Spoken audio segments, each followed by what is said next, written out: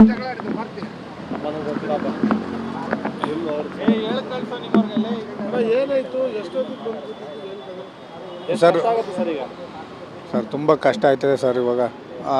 ಅದು ಗಾಡಿ ರೆಡಿ ಆಗಬೇಕು, ಅವೆಲ್ಲ ಏನು ಎತ್ತ ಅಂತ ನೋಡಬೇಕು. ಅವ್ರು ಕೇಳಿದ್ವಿ ಮಯೂರ್ ಪಾಟೀಲ್ ಅವ್ರಿಗೆ. ಅವರು ನೈಟು ಅದು ಡ್ರಿಂಕ್ಸ್ ಮಾಡಿದಾಗ ಸುಮ್ಮನೆ ಮಾಡಿಸ್ಕೊಡ್ತೀನಿ ಅಂತ ಹೇಳ್ತಾಯಿದ್ರು. ಏನು ಅದ್ರ ಬಗ್ಗೆ ಅವರೇನು ಜಾಸ್ತಿ ಇದು ಮಾಡಲಿಲ್ಲ. ಅದರಿಂದ ಪೊಲೀಸ್ನವ್ರಿಗೆ ಪೊಲೀಸ್ ಕಂಪ್ಲೇಂಟ್ ಕೊಡಬೇಕಾಯ್ತು. ಕೊಟ್ವಿ.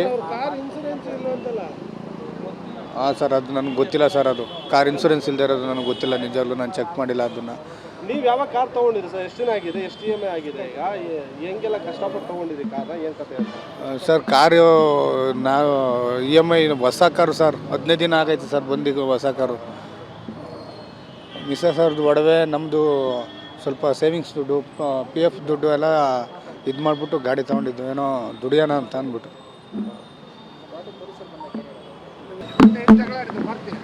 ನನಗೆ ಗೊತ್ತಿಲ್ಲಪ್ಪ. ಏನಾಯ್ತು ಎಷ್ಟೊತ್ತಿಗೆ ಸರ್ ಸರ್ ಈಗ ಸರ್ ತುಂಬ ಕಷ್ಟ ಆಯ್ತದೆ ಸರ್ ಇವಾಗ. ಅದು ಗಾಡಿ ರೆಡಿ ಆಗಬೇಕು, ಅವೆಲ್ಲ ಏನು ಎತ್ತ ಅಂತ ನೋಡಬೇಕು. ಅವ್ರು ಕೇಳಿದ್ವಿ ಮಯೂರ್ ಪಾಟೀಲ್ ಅವ್ರಿಗೆ. ಅವರು ನೈಟು ಅದು ಡ್ರಿಂಕ್ಸ್ ಮಾಡಿದಾಗ ಸುಮ್ಮನೆ ಮಾಡಿಸ್ಕೊಡ್ತೀನಿ ಅಂತ ಹೇಳ್ತಾಯಿದ್ರು. ಏನು ಅದ್ರ ಬಗ್ಗೆ ಅವರೇನು ಜಾಸ್ತಿ ಇದು ಮಾಡಲಿಲ್ಲ. ಅದರಿಂದ ಪೊಲೀಸ್ನವ್ರಿಗೆ ಪೊಲೀಸ್ ಕಂಪ್ಲೇಂಟ್ ಕೊಡಬೇಕಾಯ್ತು. ಕೊಟ್ವಿ.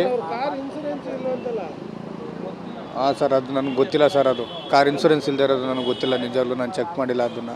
ನೀವು ಯಾವ ಕಾರ್ ತೊಗೊಂಡಿರಿ ಸರ್? ಎಷ್ಟು ದಿನ ಆಗಿದೆ? ಎಷ್ಟು EMI ಆಗಿದೆ? ಈಗ ಹೆಂಗೆಲ್ಲ ಕಷ್ಟಪಟ್ಟು ತೊಗೊಂಡಿರಿ ಕಾರ್ನ? ಏನು ಕತೆ ಅಂತ ಸರ್? ಕಾರು ನಾವು EMI ಹೊಸ ಕಾರು ಸರ್. 15 ದಿನ ಆಗೈತೆ ಸರ್ ಬಂದಿದ್ದು ಹೊಸ ಕಾರು. ಮಿಸ್ಸಸ್ ಅವ್ರದ್ದು ಒಡವೆ, ನಮ್ಮದು ಸ್ವಲ್ಪ ಸೇವಿಂಗ್ಸ್ ದುಡ್ಡು, PF ದುಡ್ಡು ಎಲ್ಲ ಇದು ಮಾಡಿಬಿಟ್ಟು ಗಾಡಿ ತೊಗೊಂಡಿದ್ದು, ಏನೋ ದುಡಿಯೋಣ ಅಂತ ಅಂದ್ಬಿಟ್ಟು.